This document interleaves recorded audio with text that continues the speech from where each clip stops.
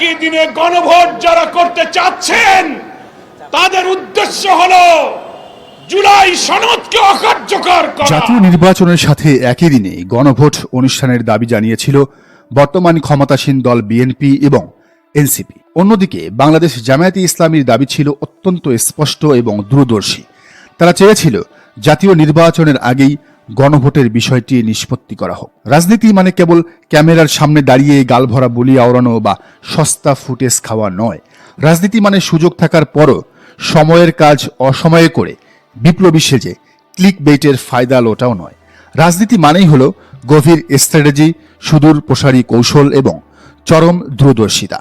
গণভোট ইস্যুতে এনসিপি যে চরম অপরিপক্কতা এবং রাজনৈতিক অপরিণামদর্শিতার পরিচয় দিয়েছে তা আজ দিনের আলোর মতোই পরিষ্কার হয়ে উঠেছে। জামায়াতে ইসলামী কেন নির্বাচনের আগেই গণভোট চেয়েছিল? এনসিপির তরুণ নেতৃত্ব কি এখন সেই রাজনৈতিক চালের গভীরতা বুঝতে পেরেছে? বাস্তবতা হলো জামায়াতে ইসলামী তাদের দীর্ঘ রাজনৈতিক অভিজ্ঞতায় বিএনপিকে হারে হারে চেনে। তারা খুব ভালো করেই বুঝতে পেরেছিল যে নির্বাচনের বৈতরণী পার হওয়ার পর বিএনপি কোনোভাবেই এই গণভোট বা জুলাই সনদের বাধ্যবাধকতা মেনে নেবে না। আর ঠিক এই কারণেই জামাত অত্যন্ত ঠান্ডা মাথায় নির্বাচনের আগে গণভোটের দাবি তুলেছিল। কিন্তু তখন বর্তমান জোটের শরিক দল এনসিপি অত্যন্ত আবেগতাড়িত হয়ে বলেছিল যে না, আমরা জাতীয় নির্বাচনের সাথেই গণভোট চাই, একই দিনে চাই। সে সময় জামাতের এই দূরদর্শী এবং পজিটিভ রাজনীতি নিয়ে এনসিপির তথাকথিত অনেক বুদ্ধিজীবী সোশ্যাল মিডিয়ায় রীতিমতো মকারি বা উপহাস করেছিল। আজ সংসদে দাঁড়িয়ে এনসিপির তরুণ নেতারা যতই চিল্লাফাল্লা বা হাউকাউ করুক না কেন, তাতে কাজের কাজ কিচ্ছুই হবে না। যারা মনে করেন জামাত রাজনীতি বোঝে না, তাদের এই ঘটনা থেকে অন্তত এইটুকু শিক্ষা নেওয়া উচিত যে পলিটিক্সের এই লং টার্মের খেলায় তারা জামাতের রাজনৈতিক প্রজ্ঞার কাছে এখনো একেবারেই শিশু। সময় হলে ঠিকই বোঝা যায় দাবার বোর্ডে কোন চালটা কিভাবে দিতে হয়, কখন দিতে হয়। দেশের রাজনৈতিক বিশ্লেষকরা বলছেন সময় বদলেছে, প্রেক্ষাপট বদলেছে, কিন্তু একটি বিশেষ দলের অর্থাৎ বিএনপির রাজনৈতিক চরিত্র বদলায়নি। গণভোটের রায় বাস্তবায়নে গড়িমসি করলে আন্দোলনের মুখে বর্তমান সরকারের পতন হবে। একবার পতন হলে আর কখনো তারা ঘুরে দাঁড়াতে পারবে না। এই সরকারি দলের নেতারা ভুলে গেছেন যে আন্দোলন করে তারা 16-17 বছর হাসিনার কিছুই করতে পারেননি।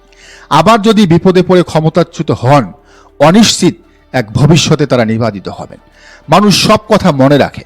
1991 সালে ক্ষমতায় এসে 3 জোটের রূপরেখা তারা পুরোপুরি মানেনি, বরং মাগুরা উপনির্বাচনে কারচুপি করায় দেশে যে তত্ত্বাবধায়ক সরকারের দাবি উঠেছিল তারা তা না মেনে বরং 15 ফেব্রুয়ারির মতো একটি একতরফা নির্বাচন করে দলকে ডুবিয়েছিলেন। মানুষ তা মনে রেখেছিল। আবার 2001-এ ক্ষমতায় এসে তারা বিচারপতিদের চাকরির বয়স এমনভাবে বাড়িয়েছিলেন যে যাতে KM হাসান নির্বাচনকালীন সময়ে তত্ত্বাবধায়ক সরকারের প্রধান হতে পারেন, যিনি বিএনপির একদম খোদ লোক। কিন্তু আওয়ামী লীগ তা হতে দেয়নি। দেশে অনেক আন্দোলন সংগ্রাম হয়েছে, জ্বালাও পোড়াও হয়েছে, শেষমেশ দেশে জরুরি অবস্থা জারি হয়েছিল।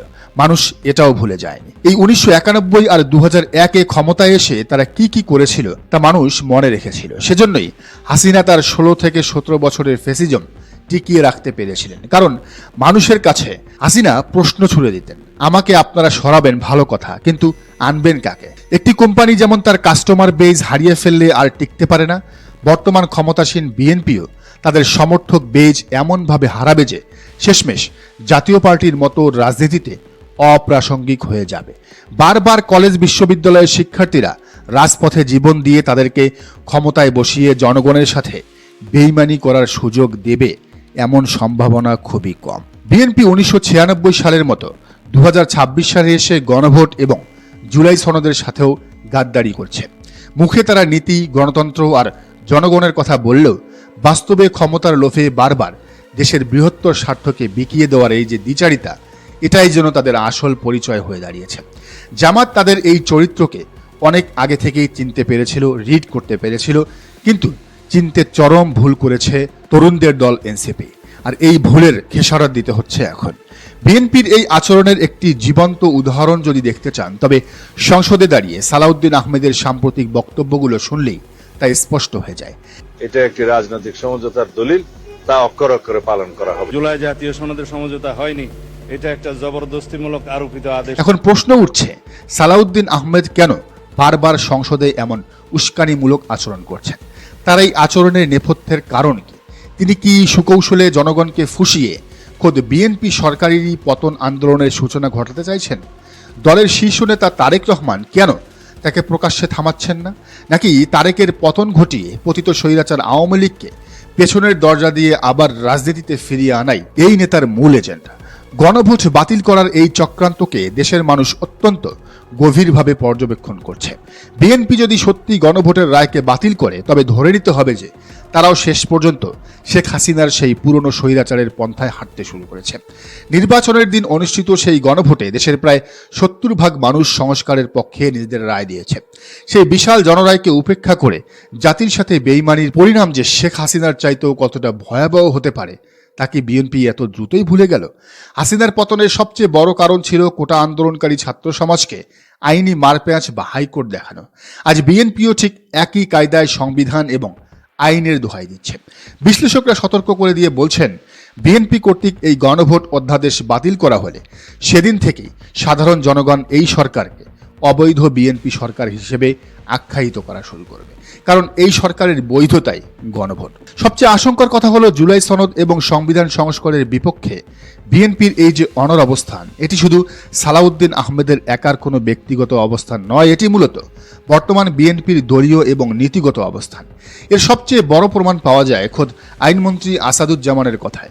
গতকালই দৈনিক প্রথম আলোর সাথে এক সাক্ষাৎকারে তিনি সরাসরি বলেছেন, জুলাই আদেশ এবং গণভোট অধ্যাদেশ এই দুটি বিষয় অবিকল আইনের মতো মনে হলেও কোনোটাই সাংবিধানিকভাবে বৈধ নয়। আইনমন্ত্রীর ভাষায় এগুলো নেহাতেই তথাকথিত আইন। কিন্তু দেশের সাধারণ মানুষ এবং রাজনৈতিক সচেতন মহলের প্রশ্ন হলো, গণভোট অধ্যাদেশ যদি আসাদুজ্জামানের কাছে তথাকথিত আইন বা অবৈধ হয়ে থাকে, তাহলে ঠিক একই দিনে একই প্রক্রিয়ায় যেই নির্বাচনে জিতে তারা আজ সরকার গঠন করলেন এবং নিজে আইনমন্ত্রী হলেন, সেই নির্বাচনটা কিভাবে বৈধ হলো? এই অত্যন্ত সহজ এবং লজিক্যাল প্রশ্নের উত্তর আপনি সালাউদ্দিন আহমেদের কাছেও পাবেন না, আবার আইনমন্ত্রী আসাদুজ্জামানের কাছেও পাবেন না। মূলত এটাই হলো তারেক রহমান এবং পুরো বিএনপির বর্তমান পজিশন। বিএনপি চাইলেই বর্তমান সংসদে 2/3 সংখ্যাগরিষ্ঠতা কাজে লাগিয়ে খুব সহজেই এই জুলাই সনদকে সাংবিধানিক বৈধতা দিতে পারে, কিন্তু বাস্তবতা হলো বিএনপি সেটা কোনো দিনও দেবে না। কারণ রাষ্ট্রের এই মৌলিক সংস্কার এবং ক্ষমতার বিকেন্দ্রীকরণ কোনোটাই বিএনপির চায় না, বিএনপির বর্তমান রাজনীতির সাথে যায় না। এখন সবার মনেই একটি অত্যন্ত বড় এবং যৌক্তিক প্রশ্ন ঘুরপাক খাচ্ছে। সব দিক থেকে এত জুলুম এবং বঞ্চনার শিকার হওয়ার পরও জামায়াতে ইসলামী কেন সরকারি দল বিএনপির প্রতি কঠোর হচ্ছে না?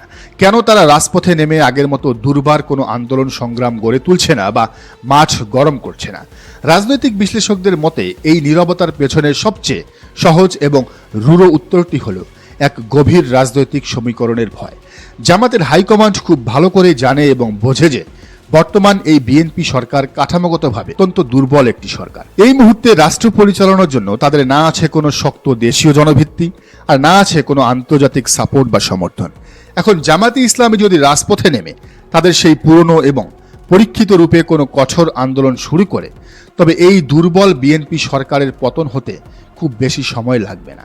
কিন্তু হিসাবের আসল মারপ্যাচটা লুকিয়ে আছে ঠিক এই পতনের পরে।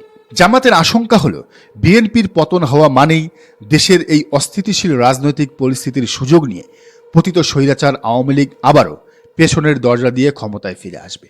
আর ফ্যাসিবাদের দোসর এই লীগ যদি একবার ফিরে আসার সুযোগ পায়, তবে সবার আগে তারা জামায়াতে ইসলামীকে শুলে চড়াবে এবং তাদের উপর নির্যাতন নিপীড়নের স্টিম রোলার চালাবে। কিন্তু অত্যন্ত পরিতাপের বিষয় হলো, দেশের বৃহত্তর স্বার্থে এবং ফ্যাসিবাদের প্রত্যাবর্তন ঠেকাতে জামাতের এই ছাড় দেওয়া বা নমনীয়তাকে বর্তমান বিএনপি সরকার তাদের চরম দুর্বলতা হিসেবে ধরে নিয়েছে। বিরোধী শিবিরের অনেকেরই এখন বদ্ধমূল ধারণা তৈরি হয়েছে যে বিএনপি তলে তলে হয়তো সেই আওয়ামী লীগকেই রাজনীতিতে ফেরাতে চাইছে। আর এই কারণেই বিশ্লেষকরা মনে করছেন, জামায়াতে ইসলামীর এখন উচিত কোনো অবস্থাতেই বিএনপিকে আর বিন্দুমাত্র ছাড় না দেওয়া। কারণ ক্ষমতার মসনদে বসা বর্তমান এই বিএনপি আর বিগত আমলের আওয়ামী লীগের ভেতরে এখন আর কোনো আদর্শিক বা আচরণগত পার্থক্য অবশিষ্ট নেই। এরা এখনই যেভাবে ক্ষমতার দম্ভে জুলাই সনদ মানছে না, গণভোট মানছে না, জামাতের সাধারণ নেতাকর্মীদের উপর খুন, হামলা এবং মিথ্যা মামলার স্টিম রোলার চালাচ্ছে, তাতে এখনই এদের লাগাম টেনে ধরতে না পারলে আগামী দিনে পরিস্থিতি আওয়ামী লীগের চেয়েও ভয়াবহ হবে। দর্শক, আপনি এই বিষয়টিকে কিভাবে দেখছেন? জামাতের এখন কি করা উচিত জানার মন্তব্যের ঘরে। আর এই চ্যানেলে নতুন হলে অবশ্যই সাবস্ক্রাইব করে বেল আইকনটি বাজিয়ে রাখুন।